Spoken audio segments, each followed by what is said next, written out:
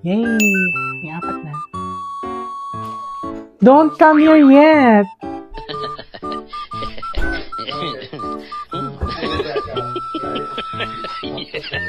Okay.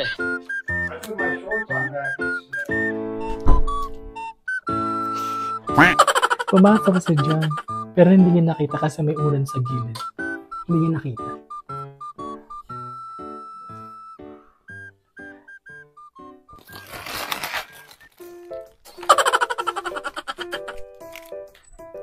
He's coming out. Don't look.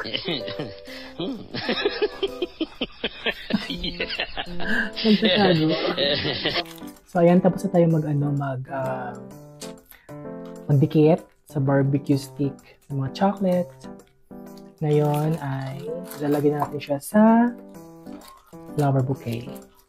So, hatiin lang natin siya sa gitna.